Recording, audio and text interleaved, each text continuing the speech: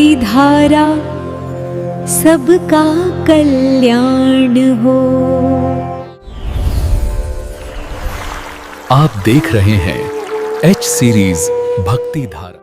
आज आपको मैं गरुड़ पुराण के अंतर्गत लाइव बुद्धाष्टमी व्रत की कथा सुना रहा हूँ। तो सुनिए। श्री ब्रह्मा जी ने कहा, जो मनुष्य अष्टमी तिथि का दिन भर व्रत रखकर नक्त व्रत की विधि से एक बार भोजन करता है और इस व्रत कर्म को वर्ष पर्यंत चलाकर व्रत की समाप्ति पर गोदान करता है, उसे इंद्र पद की प्राप्ति होती है। इस व्रत को सदगति व्रत कहा गया है। पौष मास की शुक्ल अष्टमी तिथि के व्रत का नाम महारुद्र व्रत है। जब दोनों पक्ष की अष्टमी तिथि बुधवार से युक्त हो तो नियम पूर्वक बुद्धाष्टमी व्रत करने वाले की संपत्ति कभी भी खंडित नहीं होती। मुक्ति की इच्छा रखने वाला जो मनुष्य 2 उंगलियों को हटाकर शेष 3 उंगलियों से बांधी गई मुट्ठी के द्वारा 8 मुट्ठी चावल लेकर श्रद्धा भक्ति पूर्वक भात बनाता है और कुशा से वैष्टिक आम्रपत्र के दोनों में करेमू के साग और इमली के साथ उस भात को इस व्रत की समाप्ति के बाद ग्रहण करता है और बुद्धाष्टमी की कथा सुनता है, उसकी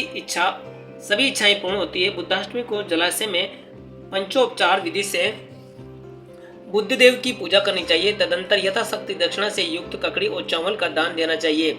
इस देवी के पूजन का बीज मंत्र ओम बूम बुद्धाय नमः। इस देव पूजा के पश्चात कमल गट्टे आदि की आहुति देने के लिए इसी बीज मंत्र के अंत में स्वाहा शब्द का प्रयोग करना चाहिए। जलाशय के मध्य जिस पूजा मंडल की कल्पना करें, उस मंडल के मध्य कल्पित पद्म दल के ऊपर धनुष बाण से युक्त श्याम वर्ण वाले इन देव की भावना कर उनके अंगों की पूजा करें।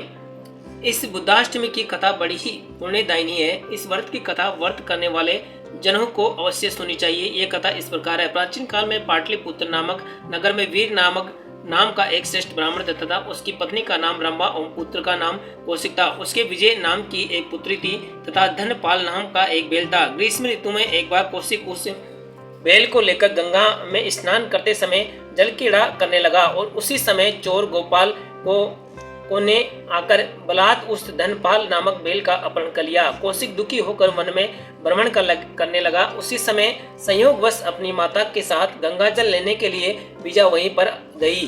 कौशिक भूख प्यास से व्याकुल हो कमल नाल को भक्षण करने की इच्छा से एक जलाशय के पास जा पहुंचा, जहां पर दिवलोक की कुछ स्त्रियां पूजा कर रही थी। उन्हें देखकर उसके आश्रय का ठिकाना न रहा। अतः विस्मयाभूत होकर कौशिक ने उन सबके पास जाकर कुछ अन्न के लिए याचना करते हुए कहा, मैं अपनी छोटी बहन के साथ भूखा हूँ। किंतु स्त्रियों ने कहा कि तुमको इस पूजन सामग्री में से व्रत करने के लिए ही कुछ द्रव्य मिल सकता है, तुम भी यहीं पर व्रत करो। तत्पश्चात कौशिक ने वहीं पर धनपाल बैल की प्राप्ति के लिए और विजया ने पति प्राप्ति के लिए बुद्ध देव की व्रत पूजा की। व्रत पूजन करने के पश्चात स्त्रियों के द्वारा दोनों में दिए गए प्रसाद को उन दोनों ने ग्रहण किया। उसके बाद वे स्त्रियां वहां से चली गई। कुछ समय के बाद चोरों के साथ वहीं पर धनपाल बैल भी खड़ा दिखाई पड़ा। चोरों के द्वारा दिए हुए धनपाल बैल को लेकर प्रदोष काल में वे दोनों घर वापस चले आए। घर में दुखित पिता वीर को प्रणाम कर रात्रि में कौशिक सुखपूर्वक सो गया। इधर युवा हुई पुत्री विजया को देखकर वीर को ये चिंता हो गई कि मैं इस पुत्री को किसे दूं। दुखित पिता ने यमराज को पुत्री देने का निश्चय किया। देवयोग से इसी बीच वीर की मृत्यु हो गई। पिता के स्वर्ग चले जाने के बाद कौशिक ने राज्य प्राप्ति के लिए पुनः बुद्धाष्टमी व्रत किया, जिसके फलस्वरूप कौशिक को अयोध्या का विशाल राज्य प्राप्त हुआ। उसने अपनी उस बहन विजया का विवाह भी पिता के द्वारा कहे गए वचन के अनुसार यमराज के साथ ही करने की बात मन में टाल ली। व्रत के प्रभाव से यमराज ने सोम आकर विजय को पत्नी के रूप में स्वीकार किया और विजय से कहा कि तुम चलकर मेरे गृह में गृह स्वामिनी बनकर रहो। उसने भी वैसा ही स्वीकार किया और पति के घर जाकर रहने लगी। एक दिन यम ने उसे सावधान करते हुए कहा, देवी, ये जो बंद कमरे में है इन्हें कभी खोलना नहीं। विजय ने कभी भी बंद कमरे का किवाड़ नहीं खोला और नहीं तो अपने पति के विरुद्ध कोई आचरण ही किया। वह एक सदगृहिणी के समान ही उनके साथ रही। किंतु एक दिन जिज्ञासावश उसने पति के न रहने पर कमरा खोलने पर वहां अपनी माता को पति यम के ही कष्टकारी पास में बंधा हुआ देखा, जिससे वह अत्यंत दुखित हो उठी। उसी समय कौशिक के द्वारा बताए गए मुक्ति प्रदान करने वाले बुद्धाष्टमी व्रत की याद से उसे हो आई।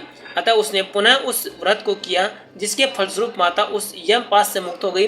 तदनंतर उसने भी उस व्रत का पालन किया और अंत में व्रत के पुण्य के प्रभाव से स्वर्गलोक प्राप्त कर वहां सुखपूर्वक निवास करने लगी। जय श्री राम। श्रोताओं, बुद्धाष्टमी की ये छोटी सी कथा आपको कैसी लगी कृपया कमेंट करके जरूर बताएं और ऐसी कथा सुनने के लिए हमारे चैनल एच सीरीज भक्ति धारा को सब्सक्राइब करें। जय श्री राम। एच सीरीज भक्ति धारा को सब्सक्राइब करें।